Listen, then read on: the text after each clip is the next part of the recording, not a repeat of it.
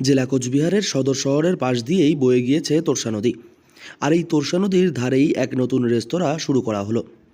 বর্তমান সময়ে এই নতুন রেস্তোরাঁ কিন্তু বহু মানুষের মন আকর্ষণ করতে শুরু করেছে ইতিমধ্যেই। একেবারে প্রাকৃতিক সৌন্দর্যে মোড়া নদীর ধারের এই রেস্তোরাঁয় এলে যে কোনো মানুষের মন ভালো হয়ে উঠবে। প্রাকৃতিক সৌন্দর্য রয়েছে অপরূপ এই নদীর ধারে। আমাদের খাওয়ার চাইনিজ আইটেম, ইন্ডিয়ান, কন্টিনেন্টাল কম বেশি সবই থাকছে। এবং প্রাইসের যেটা কথা বললেন, আমাদের সব থেকে বড় ইস্যু হলো কম দামে পুষ্টি, খেয়ে সন্তুষ্টি।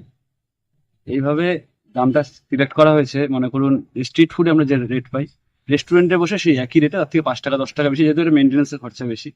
এই 5 টাকা 10 টাকা মেনটেন্যান্সের খরচাটাই খালি বেশি দিয়ে এরকম একটা সুন্দর পরিবেশ সবান্ধবে এসে উপভোগ করার জন্য আমরা এটা। তবে শুধুমাত্র এই রেস্তোরাঁর অপরূপ প্রাকৃতিক সৌন্দর্য নয়, এই রেস্তোরাঁর খাবারের চাহিদাও রয়েছে অনেকটাই বেশি। যে কোনো মানুষ এই রেস্তোরাঁয় এসে এই রেস্তোরাঁর সুস্বাদু আকর্ষণীয় খাবারের আনন্দে মেতে উঠতে পারবেন।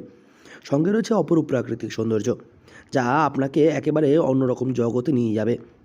নদীর পাশেই এই সুন্দর রেস্তোরাঁর মধ্যে বহু মানুষ ইতিমধ্যেই আসা যাওয়া করতে শুরু করেছেন। ধীরে ধীরে চাহিদা বাড়ছে এই রেস্তোরাঁর। এই সৌন্দর্যটা তো পাওয়াই যায়, কিন্তু নদীটা এবার বিসর্জন হওয়ার মতন করবে কিনা কুচবিহারবাসীরা। আচ্ছা, এখানে তো সূর্য যখন ডোবে বা সূর্য যখন সানসেট যখন হয় আর কি, এই সময় ভিউটা তো সুন্দর হ্যাঁ, লাগে। তখন এই দোকানটার জন্য আসে এরকম বলবো না। দোকান যখন ছিল না তাও মানুষ কিন্তু বিকালে গাদা গাদা ভিড় করে, যারা দোকানের কাস্টমারও না তাও। আমরা তারপর নোংরা ফেলাটা বন্ধ করে সামনটা পরিষ্কার করেছি। ফরেস্ট ডিপার্টমেন্টের দাদারা পোস্টার লাগিয়ে দিয়েছে, নোংরা ফেললে 500 টাকা জরিমানা 2 দিন আগে। চেষ্টা চলছে। দিনের বেলাতে যতটা সুন্দর এই রেস্তোরাঁ, সন্ধে নামার পর ঠিক ততটাই আকর্ষণীয় এবং মায়াবী হয়ে ওঠে এই রেস্তোরাঁর পরিবেশ। পাশেই রয়েছে তোরসা নদী। তোরসা নদীর অপরূপ প্রাকৃতিক সৌন্দর্য এবং তার পাশেই এই সুন্দর আকর্ষণীয় রেস্তোরাঁ বর্তমান সময়ে বহু মানুষের আকর্ষণের কেন্দ্রবিন্দু।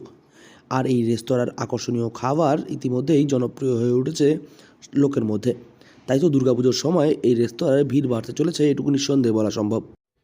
যেরকম দেখতে সেরকম যদি খাবার দাবারও সুন্দর হয়, তাহলে অবশ্যই লোকজন এখানে আসবে, এখানে খাওয়া দাওয়া করবে। আর সামনে যখন পুজো, তো পুজোতেও লোকজন আরো বেশি আসবে। আচ্ছা, কোচবিহারের এই জায়গাটাতে তো আপনারা প্রায়শই আসতেন নদীর পাড় হ্যাঁ হিসেবে। হ্যাঁ, অবশ্যই এখন এই সৌন্দর্যটাকে আরো বেশি লোককে আরো আকর্ষণ বেশি আকর্ষণীয় করবে। সামনে একটা শিব মন্দিরও আছে, ওটাও জন্যও লোকজন আসে দেখতে। যেরকম আমি, আমার বাড়ি খাগড়াবাড়ি চৌপতিতে, কিন্তু আমি যতবার শিব পূজাতে হয় আমি এখানে এসে পুজো দিই।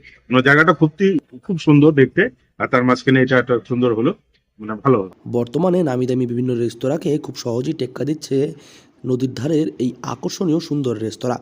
কোচবিহার থেকে সার্থক পণ্ডিতের রিপোর্ট, লোকাল 18 বাংলা।